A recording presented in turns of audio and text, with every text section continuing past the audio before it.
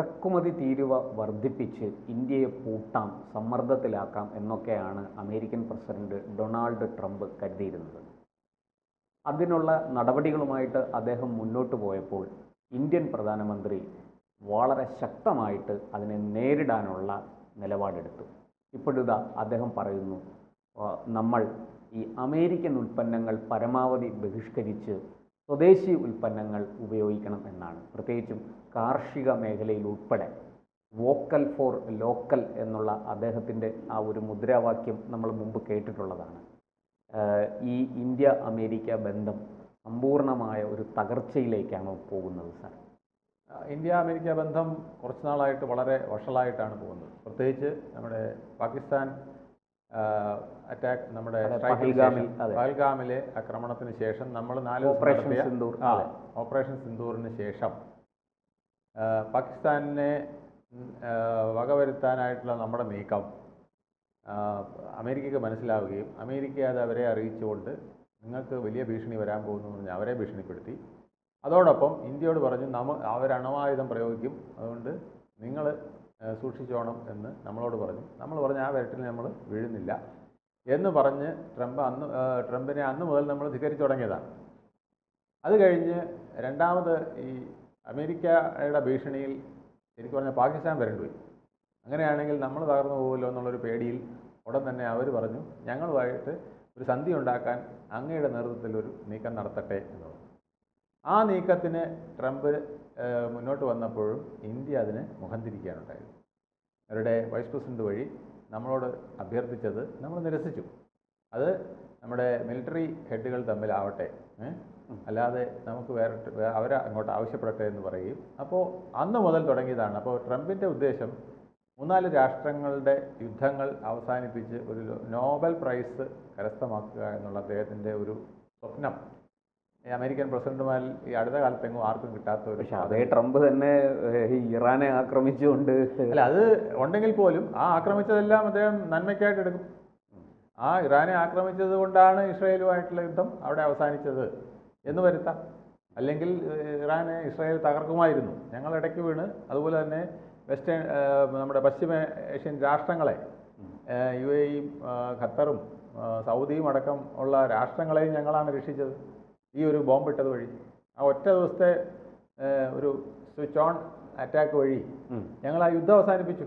അതും ഒരു സമാധാനമാണ്. ഒരു ബോംബ് കൊണ്ടൊരു സമാധാനം ഉണ്ടാക്കിയെന്നും അദ്ദേഹത്തിന് പറയാൻ കഴിയും.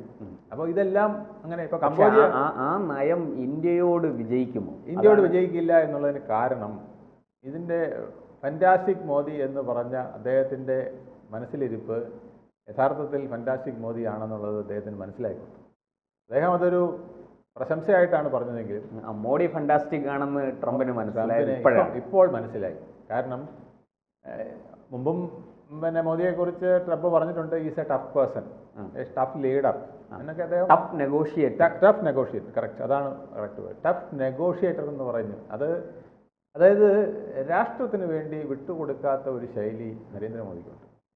രാഷ്ട്രത്തിൻ്റെ പ്രശ്നം വരുമ്പോൾ അവിടെ സൗഹൃദവും അവിടെ തനിക്ക് തന്ന സ്വീകരണവും തനിക്ക് തന്ന അവാർഡുകളും ബഹുമതികളും എല്ലാം അദ്ദേഹം അവിടെ താഴ്വയ്ക്കും. എന്നിട്ട് നേഷൻ ഫസ്റ്റ് എന്നുള്ള അദ്ദേഹത്തിൻ്റെ ആ ഒരു പോളിസി, അവിടെ കോംപ്രമൈസ് ഇല്ല. ഇതിലാണ് ടഫ് നെഗോഷിയേറ്ററായിട്ട് മാറിയത്.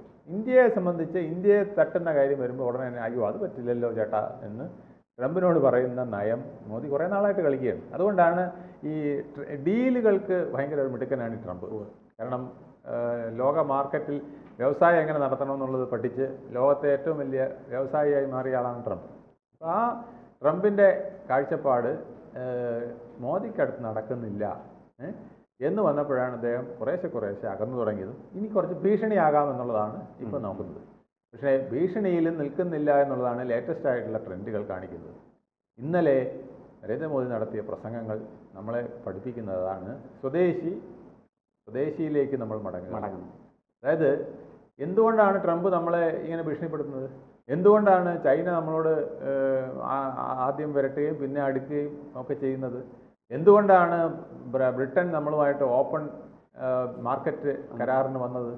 ഇതിൻ്റെയൊക്കെ കാരണം ലോകത്തെ ഏറ്റവും വലിയ മാർക്കറ്റ് ഇന്ത്യയാണ്. ലോകത്തെ ഏറ്റവും കൂടുതൽ ജനങ്ങളുള്ള റീജിയൻ സൗത്താണ്. ആ സൗത്തിൽ നമ്മൾ ചൈനയും ഇന്ത്യയും ചേർന്ന് കഴിഞ്ഞാൽ ലോക പോപ്പുലേഷൻ്റെ മൂന്നിലൊന്നാണ്, മൂന്നിലൊന്നിൽ കൂടുതലാണ്. ലോക പോപ്പുലേഷൻ്റെ മൂന്നിലൊന്നിൽ കൂടുതലാണ് നമ്മളും ചൈനയും ചേർന്നത്. പക്ഷേ ഈ ചൈനയിൽ ഒരു മാർക്കറ്റ് നടക്കില്ല, ഒരു വിപണിയും അവിടെ കൊണ്ട് നടക്കില്ല. അവൻ മറ്റുള്ളവരത്തേക്ക് വിൽക്കുന്നതല്ലാതെ അവൻ്റെ മാർക്കറ്റിലേക്ക് ആരും അത് തുറന്നു കൊടുക്കില്ല.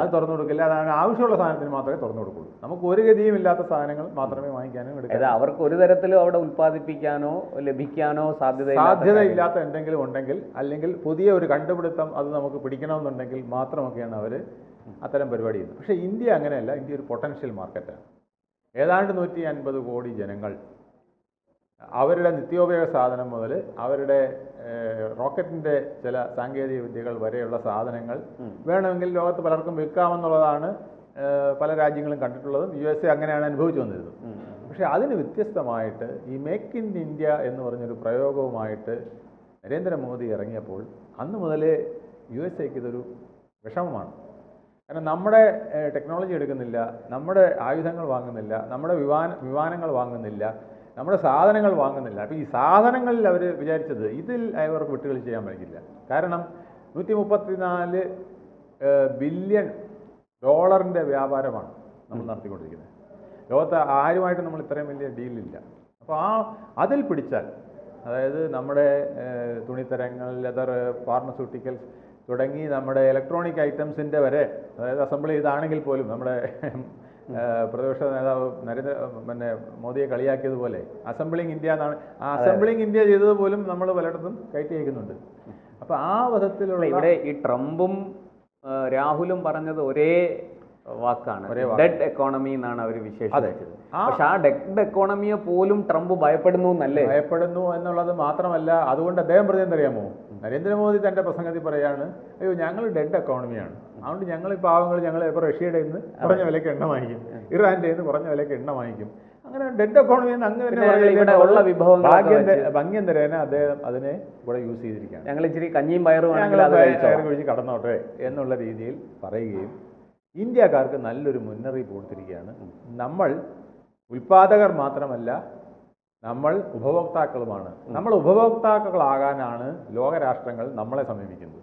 അപ്പോൾ നമ്മൾ നമ്മുടെ സാധനം ഉപഭോക്താവുക, നിന്റെ അയൽക്കാരൻ ഉൽപ്പാദിപ്പിച്ച സാധനം വാങ്ങിക്കുക എന്നുള്ള ഒരു പുതിയ യേശുക്രിസ്തു ശൈലി ഇപ്പോൾ പുറത്തെടുത്തിരിക്കുകയാണ്. അത് ഇന്ത്യയിൽ മൊത്തം അദ്ദേഹം നടപ്പിലാക്കും. അതിനുള്ള നീക്കമാണ്. ഇതോടൊപ്പം ഈ 134 കോടിയുടെ ബില്യൻ്റെ വ്യാപാരം വെച്ചിട്ട് നിങ്ങൾ ഞങ്ങളെ പേടിപ്പിക്കണ്ട. കാരണം ഞങ്ങൾ ലാറ്റിൻ അമേരിക്കയായിട്ട് ഭയങ്കരമായ ഒരു ഓപ്പണിംഗ് നമ്മൾ നടത്തിയിരിക്കുകയാണ്. 2023 തന്നെ മെക്സിക്കോ, ബ്രസീൽ, പിന്നെ നമ്മൾ ഈയിടെ നമ്മളൊരു ബന്ധം നടത്തിയ കൊളംബിയ തുടങ്ങിയ രാഷ്ട്രങ്ങളുമായിട്ട് നമ്മൾ നടത്തുന്ന ട്രേഡ് തന്നെ ഏതാണ്ട് 45 ബില്യൺ ഡോളറിൻ്റെയാണ്. അപ്പോൾ USA നടത്തുന്ന കരാറിൻ്റെ ഏതാണ്ട് 1/3 ഇപ്പം തന്നെ ആയി കഴിഞ്ഞു. ഇത് 2028 ഇപ്പോൾ യൂറോപ്പുമായിട്ടുള്ള ഒപ്പിട്ടു. ഇപ്പോൾ യൂറോപ്പുമായിട്ട് ചർച്ച അത് വന്നപ്പോഴേക്കും അതും എണ്ണം കൂടാൻ പോവുകയാണ്. അപ്പോൾ ഈ നമ്മൾ എത്രയാണോ US ഡയറക്റ്റ് നടത്തിയിരുന്ന ഡീല് അതിൻ്റെ ഏകദേശം എത്തിക്കാനാണ് ഇപ്പോൾ US. ഇപ്പം ഈ 3 മാർക്കറ്റ് പോരാതെ ലാറ്റിൻ അമേരിക്കയിൽ മറ്റു രാജ്യങ്ങൾ, ചെറിയ രാജ്യങ്ങൾ ഉൾപ്പെടെയുള്ളവരെ സമീപിക്കുക. പെറുവിലൊരു കോൺട്രാക്റ്റിനുള്ള നീക്കം ഇപ്പോൾ നടത്തിയിരിക്കുകയാണ്. അതുപോലെ തന്നെ ഈ ബ്രസീൽ ഉൾപ്പെടെയുള്ള രാഷ്ട്രങ്ങളിൽ 45 ബില്യൺ ആയിരുന്ന US ഡോളർ ആയിരുന്ന ട്രേഡ് ഇത് $100 ആക്കാനായിട്ട് 2028 നമ്മൾ പ്ലാൻ ചെയ്തത്. പക്ഷേ അത് 2026 അവസാനം 2027 ആ ടാർഗറ്റിൽ എത്തിക്കണം എന്നുള്ളതാണ് ഇപ്പോഴത്തെ പീയൂഷ് ഗോയലിനോടൊക്കെ കൊടുത്തിരിക്കുന്ന നിർദ്ദേശം. അപ്പോൾ അങ്ങനെ വരുമ്പോൾ നമ്മൾ ഈ അമേരിക്കയുടെ ഈ ഭീഷണിയെ അതിജീവിക്കാൻ കഴിയുകയും നമ്മൾ പുതിയ പുതിയ മാർക്കറ്റുകൾ ഓപ്പൺ ചെയ്യുകയും ചെയ്യും. ഇതിനിടയ്ക്ക് കാലിടറി അമേരിക്ക നമ്മുടെ കൂടെ വരികയും ചെയ്യും. നമ്മൾ അമേരിക്ക പിണക്കുന്നുമില്ല. ട്രംപിന്റെ ഏറ്റവും വലിയ ഒരു വിഷമം അതാണ്. നമ്മൾ മോദിയുടെ നയം തന്നെ വളക്കുകയുള്ളൂ, ഒടിക്കില്ല. അപ്പം ഈ ഒടിക്കാനാണ് ഈ ഇവിടെ കിടന്ന് നമ്മുടെ ഈ സമ്മർദ്ദം നമ്മുടെ പ്രതിപക്ഷ നേതാവ് അടക്കം രാഹുൽ അടക്കമുള്ളവർ സമ്മർദ്ദം. എന്താ പാകിസ്ഥാൻ പിന്നെ 28 പ്രാവശ്യം 29 തവണ ഞങ്ങളാണ് ഈ പിന്നെ യുദ്ധം അവസാനിപ്പിച്ചതെന്ന് പറഞ്ഞപ്പോൾ എന്തുകൊണ്ടാണ് ഒരു നേരിട്ട് ട്രംപ് അല്ല എന്ന് പറയാത്തത്? നിങ്ങൾ ലോകത്താരും ഞങ്ങളെ അതിന് നിർബന്ധിച്ചിട്ടില്ല എന്ന് പറയാതെ നിങ്ങൾക്ക് നേരിട്ട് ട്രംപിൻ്റെ പേര് പറഞ്ഞു വിടാൻ ചോദിച്ചാൽ അതൊരു നയതന്ത്രമാണ്. ട്രംപിൻ്റെ പേര് പറയാതെ ട്രംപിൻ്റെ പേര് പറഞ്ഞാൽ ട്രംപിന് ചൊടിയും. അത് ട്രംപിൻ്റെ ഒരു സ്വഭാവമാണ്.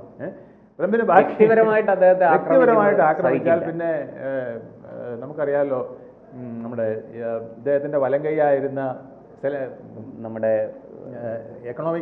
ഇലക്ട്രോണിക് വിദഗ്ധൻ, അതെ അതെ അതെ, നമ്മുടെ എലോൺ മസ്കിൻ്റെ ഒരു അവസ്ഥ നമുക്കറിയാമല്ലോ. നേരിട്ട് അറ്റാക്ക് ചെയ്ത് കഴിഞ്ഞാൽ പിന്നെ അദ്ദേഹം കണ്ണും മൂക്കും ഇല്ലാതെ ആഞ്ഞടിക്കും. അപ്പം നമുക്ക് അങ്ങനെയുള്ള ഈ അടികൾ നേരിട്ട് പോകാനായിട്ടുള്ള സമയമില്ല. നമ്മൾ മൂന്നാം ലോകശക്തിയിലേക്ക് ആവാൻ പോവാണ്. അപ്പം നമ്മൾ വെറുതെ ട്രംപിനായിട്ട് അടിക്കുന്നതിന്, ട്രംപ് എന്തോ പറഞ്ഞോട്ടെ, ഇന്ത്യയുടെ യുദ്ധം അവസാനിപ്പിച്ചത് അങ്ങേരാണെന്നോ, ഇന്ത്യയുടെ സമ്പദ് വ്യവസ്ഥയുടെ മുഴുവൻ താക്കോൽ അങ്ങേരുടെ കയ്യിലാണെന്നോ, അല്ലെങ്കിൽ നമ്മളെ പൂട്ടി അദ്ദേഹം റൊട്ടിയാക്കുമെന്നോ ഒക്കെ വേണമെങ്കിൽ പറഞ്ഞോട്ടെ. എന്തുകൊണ്ടാണ് പറഞ്ഞത്? അതാ പറഞ്ഞ് ഞങ്ങളുടെ ഡെഡ് എക്കോണമിയാണ് ഞങ്ങളുടേത്. ഇന്ത്യ പ്രധാനമന്ത്രി തന്നെ പറയും ഡെഡ് എക്കോണമിയാണ് സംഭവിച്ചിരിക്കുന്നത്. അതുകൊണ്ടാണ് ഞങ്ങൾ പതുക്കെ റഷ്യയിൽ നിന്നും ഇറാനിൽ നിന്നൊക്കെ എണ്ണയൊക്കെ കുറഞ്ഞ വിലയ്ക്ക് വാങ്ങിച്ച് ഇങ്ങനെ കഴിയുന്നത് എന്ന് പറഞ്ഞ് തിരിച്ചടിക്കുകയാണ് അദ്ദേഹം ചെയ്തത്. അതാണ് ടഫ് നെഗോഷിയേറ്ററാണ് അദ്ദേഹം. ടഫ് ലീഡറാണ്, ടഫ് നെഗോഷിയേറ്ററാണ്. ഒപ്പം ഇന്ത്യയിലെ ജനങ്ങൾക്ക്, ഇന്ത്യയുമായി അടുത്ത് നിൽക്കുന്ന രാഷ്ട്രങ്ങൾക്ക് തരള ഹൃദയനുമാണ്.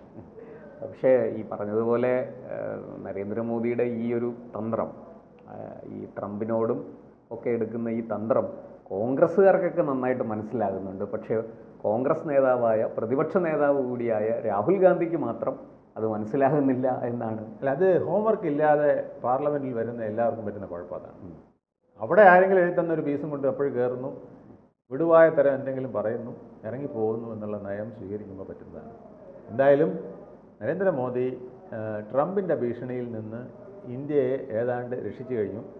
ഇനി താമസിയാതെ ട്രംപിന് പിന്നെ ഉപരോധം എന്നൊക്കെ പറഞ്ഞ് നമ്മളെ ഭയപ്പെടുത്താൻ വരണ്ട. 1998 നമ്മൾ പൊക്രാനിൽ അണുബോംബ് പരീക്ഷിച്ചപ്പം കണ്ടതാണ്. അന്ന് USA വലിയ തോതിൽ നമ്മൾ ഉപരോധം ഏർപ്പെടുത്തി. ഏതാണ്ട് 2024 വരെ നമ്മൾ ആ ഉപരോധത്തിൽ 24-ലാണ് അതിൻ്റെ അത് അവസാനിപ്പിച്ച കരാറുണ്ട്. അപ്പോൾ അതുവരെ നമ്മൾ വലിയ തോതിൽ 25 വർഷത്തോളം നമ്മൾ ഈ കെണിയിൽ കിടന്ന് നമ്മൾ ഒരു പ്രശ്നമില്ലാതെ പോയി. അത് ഇന്ത്യയുടെ ഒരു പ്രത്യേകത ഏതാണ്? മുട്ടസൂചി മുതൽ റോക്കറ്റ് വരെ നിർമ്മിക്കുന്ന രാഷ്ട്രം നമ്മൾ കൊണ്ടുവരാറുണ്ട്. ആ കേപ്പബിലിറ്റി നമുക്കുണ്ട്.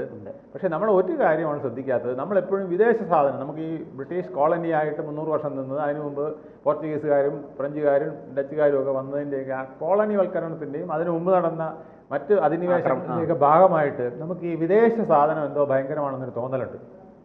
അത് മാറ്റിയിട്ട് അതേ ക്വാളിറ്റി വിദേശത്ത് നമ്മുടെ സാധനങ്ങൾ വിദേശത്ത് മാർക്കറ്റ് ചെയ്യുമ്പോൾ അവരത് വാങ്ങിക്കുകയാണ്. അപ്പോൾ അതേപോലെ നമ്മുടെ ആൾക്കാർ അത് വാങ്ങിച്ച് നമ്മുടെ സമ്പദ് വ്യവസ്ഥയെ പുഷ്ടിപ്പെടുത്തണം. ലോകത്തെ വലിയ വിപണി നമ്മളാണ്, ആ വിപണി നമ്മൾ തന്നെ ഉപയോഗിക്കണം എന്നുള്ളതാണ് നരേന്ദ്രമോദിയുടെ ഇപ്പോഴത്തെ സമ്പൂർണ്ണമായ സ്വദേശീവൽക്കരണം. അതായത് ഗാന്ധിജിക്ക് ശേഷം വീണ്ടും ഒരു ഇന്ത്യ കണ്ട ഒരു വലിയ നേതാവ് ഇന്ത്യക്കാരോട് പറയുകയാണ് സ്വദേശി. അത് വോക്കൽ ഫോർ ലോക്കൽ. കൂടുതൽ വാർത്തകളും വിശേഷങ്ങളും നിങ്ങളിലേക്ക് എത്താൻ ABC മലയാളം സബ്സ്ക്രൈബ് ചെയ്യുക, ബെൽ ബട്ടണും അമർത്തുക.